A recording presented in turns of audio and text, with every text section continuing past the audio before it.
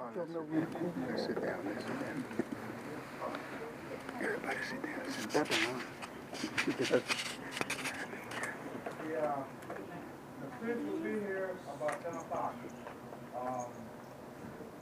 Yesterday we started like at 6 o'clock, went to 7:17. I thought it was going to take like about 15 minutes. I was surprised to how long it took.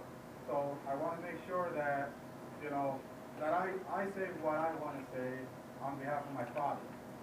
He'll be here at 10 o'clock and probably speak for about 20 minutes. But like I said, I want to make sure that I can get out my thoughts, and hopefully get them all out in the amount of time that I have.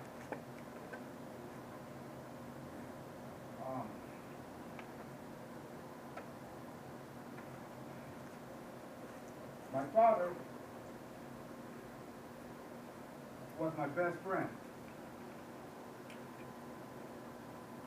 I remember after I got out of the army, he always used to tell me that, I'm your best friend, we should be friends. It used to bother me because I thought that he was trying to use reverse psychology on me. But when I look back now to all the things that I learned from my father, I know that he was my father, and he was also my very best friend. Everything that I have learned in life that's important, I learned from my father and my mother. I'm going to say my father a lot, but please know that my mother was his partner. And without her at her side, the family would not have done as well as they have. Because I recognize that it takes a mother and a father to raise a family. People say it takes a village. I say it takes a mother and a father. And if you have a good mother and a good father, the odds are highly in your favor that you're going to do good. Before I joined the Army around 1975, I had a strained relationship with my father. I was about 18 years old. I had a strained relationship with my father the way many young men have a strained relationship with their father. And sometimes the girls too. That's just a natural part of life. Everybody's like that. I thought that I knew everything. I thought that I was smarter than my father. So I didn't like a lot of the things that he told me. I didn't like his advice. Okay? But I listened to it. Okay? I listened to it. When he spoke to me, my head down, wishing that it would end real quick. But I always let my father speak. And like I said, it bothered me, kind of like rubbed me the wrong way. So part of the reason that I joined the service was my father, because I thought that, I didn't want to have any confrontation with my father. So that was an easy out for me. So I joined the service. He was surprised that I joined. My mother was surprised that I joined. They were both sad that I joined because I just came home and said, I'm going into the Army. They were very saddened that I had joined. When I joined the Army, I thought I was a man. I thought that I was strong. I thought that I could cry, because I had never cried for anything, and I had never cried for my family. I took them for granted, the way that so many of us take our families for granted and each other for granted. So when I went away, I didn't cry. Then I went to basic training, 2 months, I came home, so I saw him in between, so it didn't feel like I had actually left. Then after basic training, I went away again for 2 months for advanced individual training, came back, you know, and this time I was going away again for some for paratrooper training. This time I was taking my Camaro with. I remember that my parents, my mother, my father, my sister Maria, my brother Herman, possibly Sandra and Carlos followed me out to New Windsor. You know where the cemetery is, where the gas station is. They followed me out there as I was driving away to Georgia.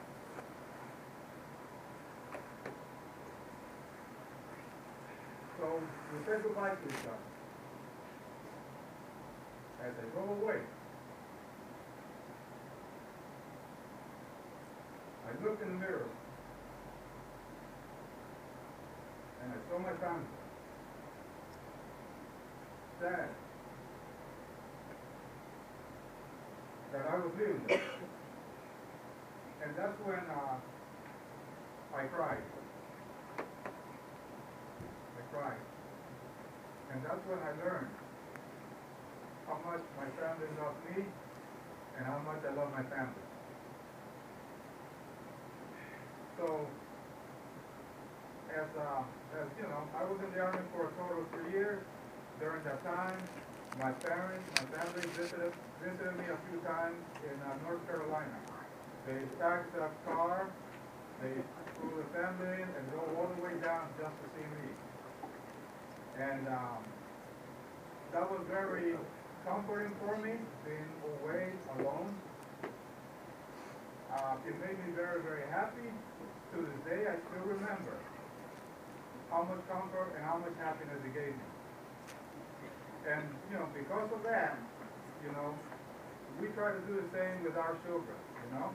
When they've been away, we visited them, you know, all of them, at one time or another. Because I know how important it is to feel loved.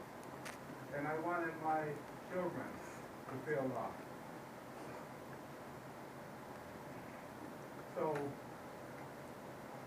I finished my 3 years. And when I got out of the Army, I thought my father was an old man. And I thought that he could die at any moment. And I said to myself, I do not want to die, but I do not want my father to die with me having any regret between me and him about our relationship. And I made a commitment to have a good relationship with my father.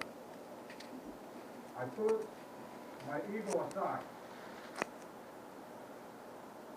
and we developed a very close relationship that lasted until the day that he died.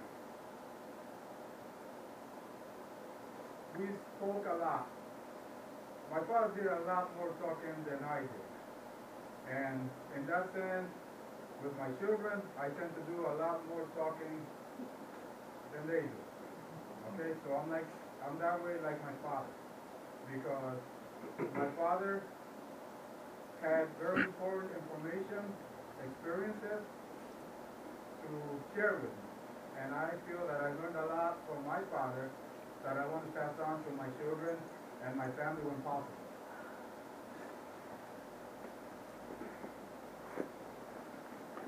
My father loved to talk about politics and world events, and probably a good 80% of our discussions were based around that. So a lot of you know that I like to read a lot about what's going on in the world, and for the people that can bear talking to me, I like to talk about world events and politics a lot, It makes you think a lot. And that's what Abuelo did. He made me think. All these discussions we had, he made me think. And like Adolfo said yesterday, we get into some very intense discussions, debates, we question each other. That makes us better people, better thinkers, more critical thinkers, and that's what Abuelo did to me. He made me think about everything. He never told me how I had to think, you know? He just shared his opinions with me, you know? And I shared them back, you know? When I thought that I had something, I shared them back. But I want to say that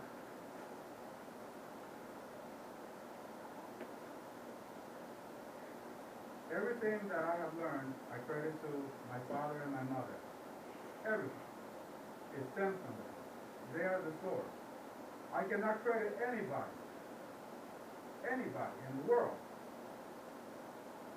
for what they did for me, you know? And I'm not just saying that because of the situation. It's just the truth. If I have had any measure of success in this life, it is because of my father and my mother. If there is any measure of good in me, it is because of my father and my mother.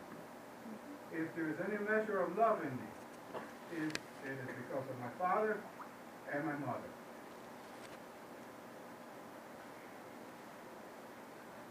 I am deeply saddened that my father has passed away, but he was 98, and he wanted to make 100. And I put it on Facebook a couple of years ago. He has a goal. That was his last goal. He had accomplished everything that he had wanted to accomplish. He had put his family on a strong footing, on a strong foundation. He was satisfied. He knew that he had encouraged us, he had motivated us, he had guided us, he had shared his wisdom with us. And he could see that we were all going in the right direction. He was satisfied. He was happy. Abuelo was 98 years old, and we were down to see him a couple of months ago. And if you asked him how old he was, he said 72. Right? So we laughed, you know, okay, maybe he's losing it. But then we also said, you know what? That was also his type of humor. You know? He will kid you. So, and he had a dry sense of humor too. He would look at you and 72. Okay, Pops, I believe you. But when we went to see him, I asked him, Pop, how old are you? Right? He wasn't there. And you know, I know it's getting close to the end.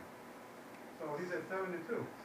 I said, Pop, I can't lie to you. My father never lied to me, ever.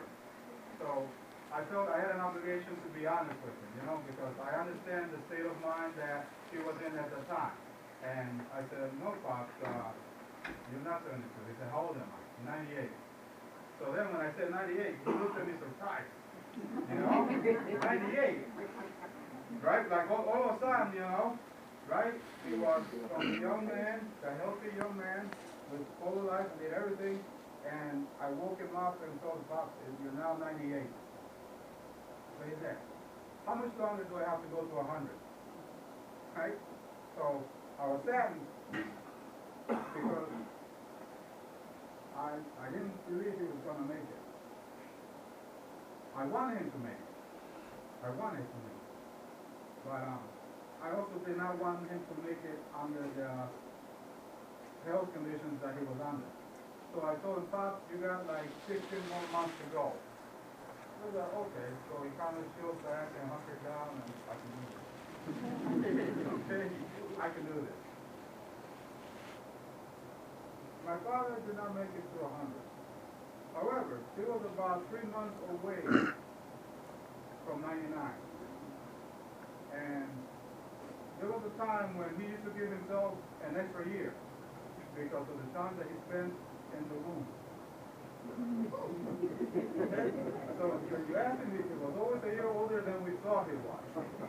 So based on his belief that the time in the womb counts, and I personally agree with him, the time in the womb counts. And any woman that's carrying a baby, ask her if that time counts. Ask her. Right? And you can't disagree with that. Right? I have a baby. I have a life. And that is the beginning.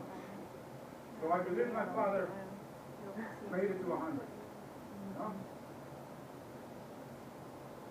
I'm proud, I'm happy, I'm fulfilled. That he was fulfilled. That he had a full life. He was a great husband, a great father, a great grandfather, a great grandfather, and he was also my best friend. If I had to be born a billion times, a trillion times, I would have God to make my father, each and every single time. No amount of money in the universe, nothing, no material thing in the universe can replace what my father meant for me in my life and in the life of my family.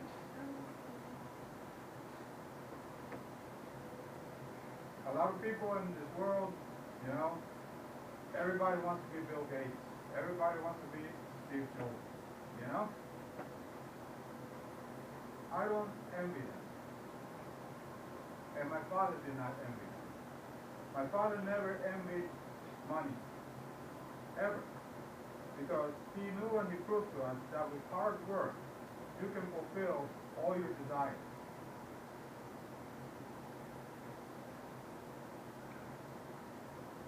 I just want to say thank you to everybody for having accompanied the family. I want to say thank you to the family. I want to say thank you to my wife Lisa for helping me through all this. I want to say thank you to all my children for helping me through all this. Everybody and the entire family and all the friends, because you're all part of it. And even though I have a few tears, I'm also filled with joy because of what my father leaves behind. And this is a portion of what my father leaves behind. And what I learned most about my father is that the most important thing in life is love. Nothing is more important than love. Nothing. A lot of people may want money, but I want everybody to know that all of us and all of you, if you have people that you love, and you have people that love you, you have what's most valuable in the world. Don't doubt it for 1 second. Don't doubt it for 1 second. That is the most valuable thing. And a lot of people would wish that they had what you have. A lot of people die in homes by themselves. And a lot of you know that. And a lot of you have seen that and experienced it and heard of it. My father is blessed to have not died alone, to have died in the company of his wife, his daughters, and all his extended family that loved him. He died knowing that he was loved. And I hope that when I die, when it's my turn, I am surrounded by that kind of love. I don't want to be surrounded by money. I want to be surrounded by love. So I thank everybody for the show, the support, family, friends. Everybody here has contributed something. I appreciate it. I also want to thank Michael Brooks and Funeral Home here for arranging this portion of it because it's beautiful. And this is what my father wanted, and this is what we wanted for him. So I say thank you to my papi. I say goodbye to my papi. I say I love you. I will always love you. I will always remember you till the day I die. And he's going before me, gives me the courage that when it's my time I know that he will be there, waiting with the rest of the family. So I'm strengthened and I'm comforted by that. And I'm finished.